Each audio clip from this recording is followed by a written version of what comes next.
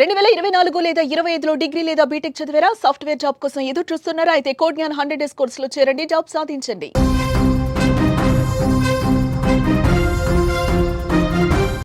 Breaking news చూస్తున్నాం. చిన్నారి హితీక్ష హత్య కేసులో సంచలన విషయాలు బయటకు వస్తున్నాయి. షాక్కు గురి చేస్తున్నాయి. పిన్ని మమత క్రిమినల్ మైండ్కు సంబంధించి వార్తలు చూసేసరికి వస్తున్నటువంటి నిజాలు చూసి పోలీసులే కంగు తింటున్నారు. ఎలా చంపాలి అన్న విషయానికి సంబంధించి యూట్యూబ్లో కొన్ని వీడియోలు సెర్చింగ్ చేసినట్టుగా పోలీసులు గుర్తించారు.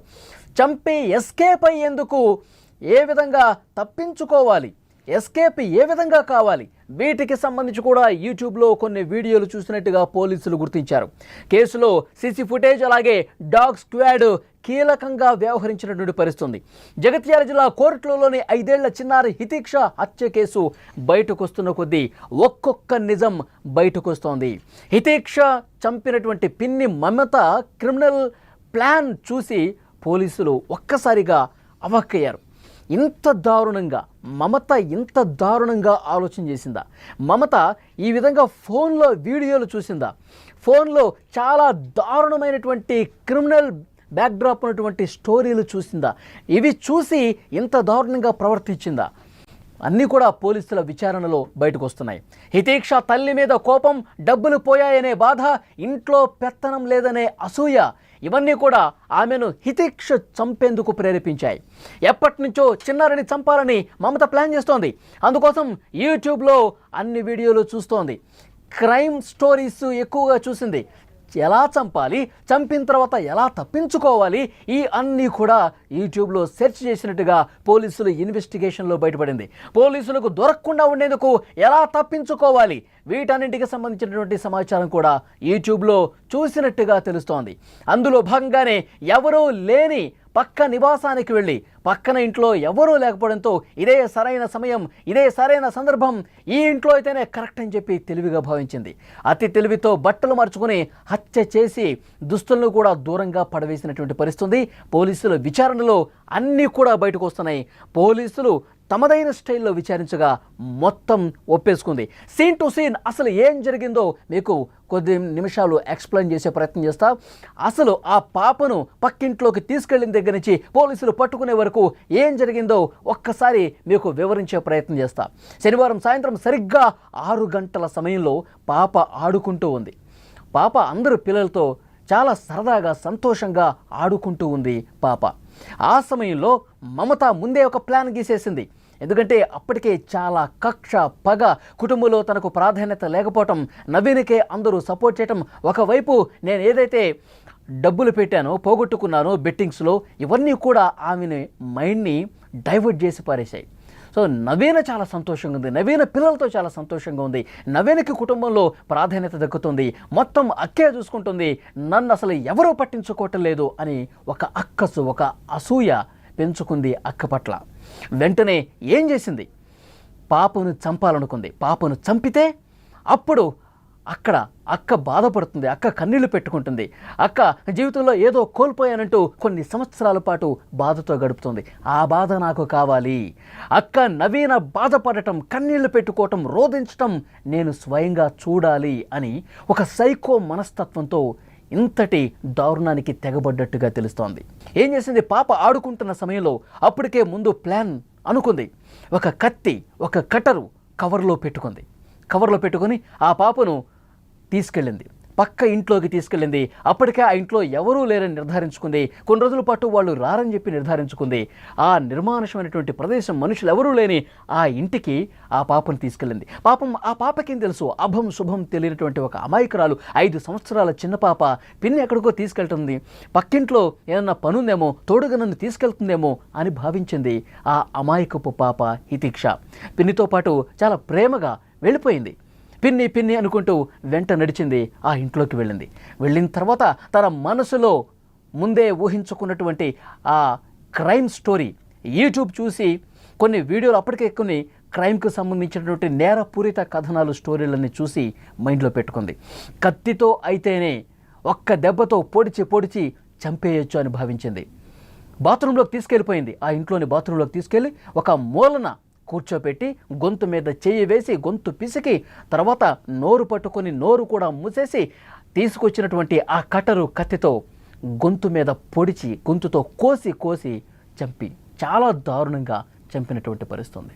ఎక్కడ చిన్న సౌండ్ కూడా రాకుండా ఉండేందుకు మూతి మీద చేయి గట్టిగా పట్టుకొని అభం శుభం తెలియని ఆ పాపను చాలా అంటే చాలా దారుణంగా చంపేసిన పరిస్థితి ఉంది. మమత కూడా 2 అమ్మాయిలు ఉన్నారు, 2 పిల్లలు ఉన్నారు. కనీసం తన పాప గుర్తుకు రాలేదా? తను కూడా చిన్న పిల్లలు 2 అమ్మాయిలు ఉన్నారు కదా, చిన్న పాపలు ఉన్నారు కదా. పాపం నవీన కూతుర్ని నేను చంపటం కరెక్టేనా? నవీన కూతుర్ని ఈ విధంగా అత్యంత దారుణంగా కత్తి తీసుకొని మెడ మీద కోసి కోసి చంపటం కరెక్టేనా? నాకు కూడా ఆడపిల్లలు ఉన్నారు కదా, నాకు కూడా చిన్నపిల్లలు ఉన్నారు కదా, నవీన కూతురు నా కూతురు లాంటిదే కదా అని ఎందుకు అనుకోలేదు? ఆ అమాయకపు పాపను చాలా దారుణంగా చంపేసింది. రక్తపు మడుగులో అదే బాత్రూంలో పడిపోయి ఉంది. వెంటనే ఆ కట్టర్, ఆ కత్తి తను వెంట తెచ్చుకున్నటువంటి కవర్లోనే పెట్టుకుని బయటకు వచ్చింది. బయటకు వచ్చి సాయంత్రం 7 గంటల సమయం అవుతుంది. ఎందుకంటే 6 గంటల నుంచి 6 గంటల 30 నిమిషాల వరకు ఇది మొత్తం ప్లాన్ రచించుకొని 6:30కి పైకి తీసుకువెళ్ళింది, ఆ ఇంట్లోకి తీసుకెళ్ళింది. ఆ తర్వాత అరగంటలోనే పని పూర్తి చేసి మళ్ళీ అదే కవర్లో ఆ కత్తి, ఆ కట్టర్ పట్టుకుని బయటకు వచ్చింది. ఏమీ తెలియనట్టు మళ్ళీ ఇంట్లోకి వెళ్ళిపోయింది. ఇంట్లోకి వెళ్ళిపోయి దుస్తులు మార్చుకుంది. అప్పటి వరకు ఈ ఘాతుకానికి పాల్పడ్డ తర్వాత, ఇంత దారుణంగా చంపిన తర్వాత బట్టల మీద రక్తపు మరకలు పడ్డాయి. మళ్ళీ ఎవరైనా గమనిస్తారేమో, ఎవరైనా చూస్తారేమో అని చెప్పి వెంటనే ఆ బట్టలు మార్చేసుకుంది. ఆ రక్తపు మరకలు ఉన్నటువంటి దుస్తులను కూడా ఆ కవర్లో కుక్కేసి బయటకు వచ్చింది. బయటకు వచ్చి నేరుగా మెయిన్ రోడ్డు మీదకి వెళ్ళి అక్కడ షేర్ ఆటో ఎక్కింది. 1 కిలోమీటర్ దూరం షేర్ ఆటోలో ప్రయాణించి అక్కడ దిగింది. జేఎస్ గార్డెన్ ఫంక్షన్ హాల్ ఉంది. ఆ ఫంక్షన్ హాల్కి సమీపంలో నిర్మానుష ప్రదేశం ఉంది. అక్కడ ఎవరు కూడా మనుషులు లేరు, అటువైపు రాకపోకలు ఎవరు సాగించలేదు, నిర్మానుషంగా ప్రదేశం ఉంది, చీకటిగా ఉంది, ఇక్కడ నన్ను ఎవరు చూడరు అని భావించి నేరుగా కొద్ది దూరం అక్కడ నడుచుకుంటూ పోయి ఫంక్షన్ హాల్ బ్యాక్ సైడ్ ఆ కవర్ని పడేసింది. అందులో కత్తి, కటర్, రక్తపు మరకలతో ఉన్నటువంటి తను ధరించిన దుస్తులు అన్నీ కూడా అక్కడ పడేసి నన్ను ఎవరు చూడలేదు, నేను ఇంకా ఎవరికి దొరకను అంటే ఇది కూడా ఎట్లా ప్లాన్ వేసుకుంది? ఎందుకంటే క్రైమ్ స్టోరీస్ చూసింది యూట్యూబ్లో ప్రతిదీ ఎట్లా మర్డర్ చేయాలి దగ్గర నుంచి ఏ విధంగా ఎస్కేప్ కావాలి, ఎలా ఆధారాలు దొరకకుండా తప్పించుకోవాలి, ఇవన్నీ కూడా వీడియోలు చూసి ఇంత క్రిమినల్ బ్రెయిన్తో ఆధారాలు దొరకకుండా ఉండేందుకు వాటిని దూరంగా పడేసింది. మళ్ళీ ఏమీ తెలియనట్టు ఇంటికి వచ్చింది. అప్పటికే వెతకటం ప్రారంభించారు. హితేక్ష కనిపించట్లేదని చెప్పి నానమ్మ అడుగుతూ ఉంది, వెతుకుతూ ఉంది. రోడ్డు మీదకి వచ్చింది, చూస్తుంది హితేక్ష కనిపించట్లేదు. సాయంత్రం 7 గంటల 30 నిమిషాలు దాటిపోయింది. ఎందుకంటే పాప చీకటి పడిన తర్వాత ప్రతిరోజు కూడా ఇంటికి వచ్చేస్తుంది, ఇంటి లోపలికి వచ్చేస్తుంది, ఇంట్లో ఆడుకుంటుంది. కానీ ఇంత చీకటి పడ్డా హితేక్ష ఎందుకు కనిపించట్లేదని చెప్పి అడుగుతూ ఉంది. అప్పుడే పని మీద దూరంగా వెళ్ళినటువంటి నవీన ఒక పని మీద ఆమె దూరంగా వెళ్ళింది, కరీంనగర్కో ఎక్కడికో వెళ్ళిందని చెప్పి సమాచారం. ఆ తర్వాత పని ముగించుకొని సాయంత్రం 7 గంటలకు కూడా వచ్చింది. మమత కూడా నవీన ఇంట్లో లేని సమయంలోనే ఇది మనకి సమయం సందర్భం అని భావించి పాపను చంపింది. నవీన కూడా సరిగ్గా 7 గంటల తర్వాత వచ్చింది. చెల్లె హితేక్ష కనిపించట్లేదని చెప్పి మమతని అడుగుతోంది నవీన. అదే చూస్తున్నానక్క, నాకు కనిపించట్లేదు, నేను వెతుకుతున్నాను, పిల్లలతో ఎక్కడైనా ఆడుకుంటుందేమో, ఏమైనా దూరంగా మన కాలనీ చివరిన ఏమైనా ఆడుకుంటుందేమో, పద చూద్దామని చెప్పి ఏమీ తెలియని అమాయకురాల్లాగా నటించింది. నటన మొదలుపెట్టేసింది, జీవిస్తోంది. నటించటం అనకూడదు, అంత దారుణంగా ఆమె నటించడం మొదలుపెట్టింది. మొత్తం ఊరు మొత్తం తిరుగుతున్నారు. నవీన, మమత, ఇంకా కుటుంబ సభ్యులు అందరూ కూడా హితేక్ష అని చెప్పి తిరుగుతూ ఉన్నారు. మొహరం సందర్భం కాబట్టి పీర్ల పండగ దగ్గర ఏమైనా ఉందా, పిల్లలందరూ గుమిగూడు చూస్తూ ఉంటారు కదా, అక్కడ ఏమైనా ఉందా హితేక్ష, అక్కడేమైనా ఆడుకుంటూ చూస్తుందా అని అక్కడ కూడా వెళ్ళి చూశారు, కనిపించలేదు. కుటుంబ సభ్యులకు ఫోన్ చేశారు. ఆ ఊళ్ళో ఎవరైతే ఫ్రెండ్స్ ఉంటారో వాళ్ళు కూడా ఫోన్లు చేసి కనుక్కున్నారు, ఎక్కడా కనిపించలేదు. వెంటనే పోలీసు కంప్లైంట్ ఇచ్చారు. పోలీసులు కేసు నమోదు చేసుకుని ఇంటికి వచ్చారు.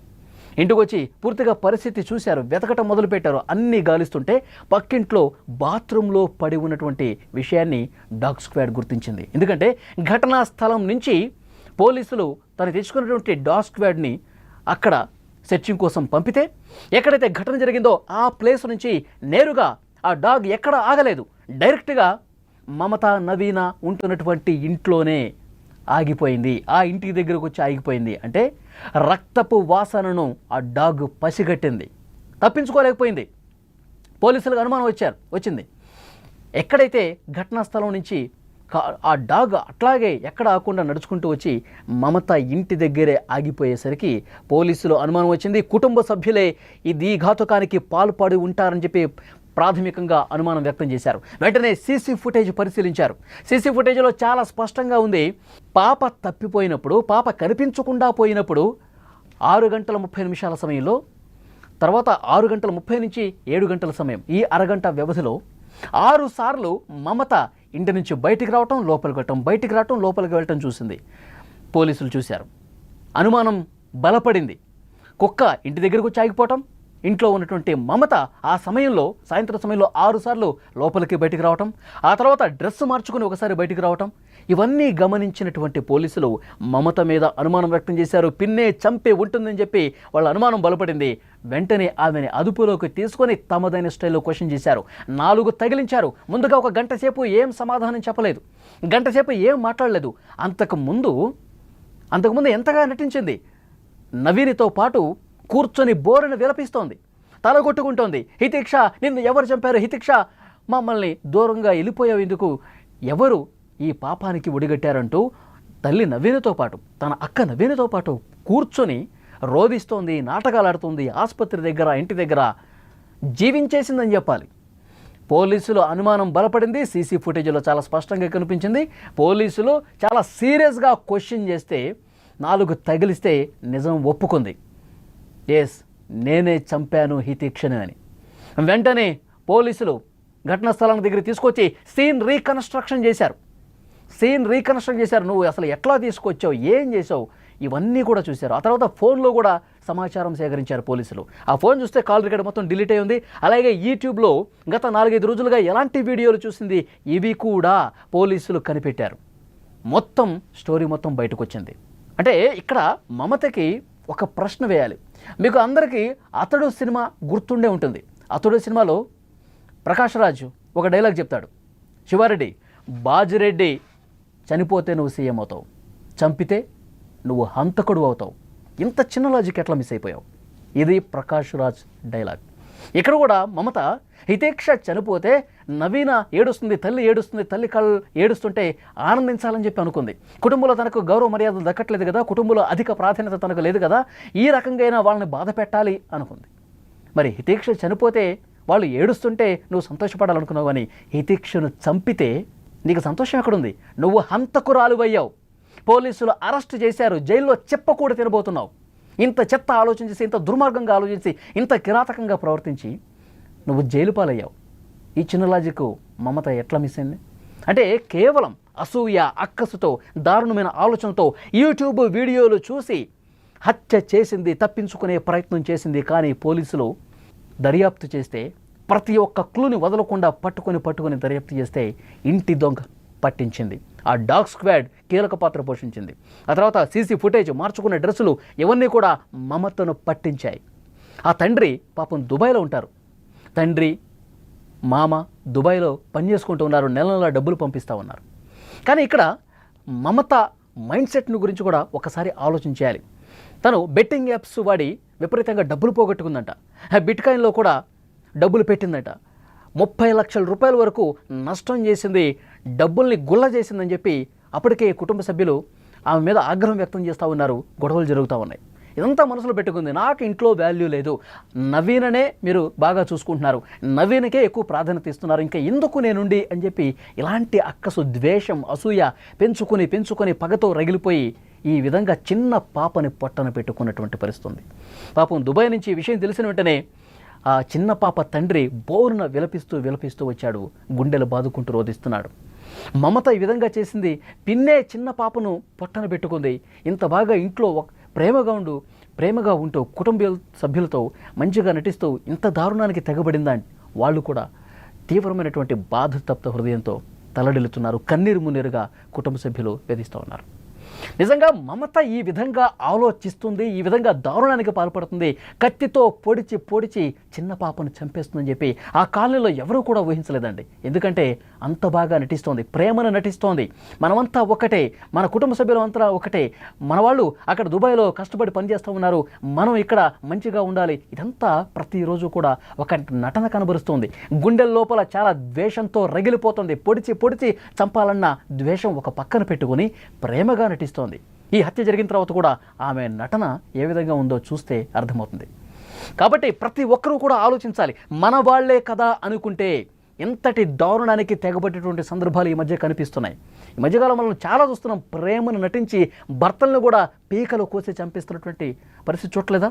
కాబట్టి అందుకే ఎవరిని కూడా అంత ఈజీగా నమ్మకూడదు. కాబట్టి వాళ్ళ మైండ్ సెట్ ఏ విధంగా ఉందో, వాళ్ళ సైకో బిహేవియర్ ఏ విధంగా ఉందో ఒక కంట కనిపెడుతూ ఉండాలి. మన కుటుంబ సభ్యులే కదా, మన బంధువులే కదా అని చెప్పి వాళ్ళకి అన్నీ మనం అప్పగించుకుంటూ పోతూ ఉంటే ఎవరు ఎలాంటి ఘాతుకానికి తెగబడతారో కూడా అర్థం కాని పరిస్థితి.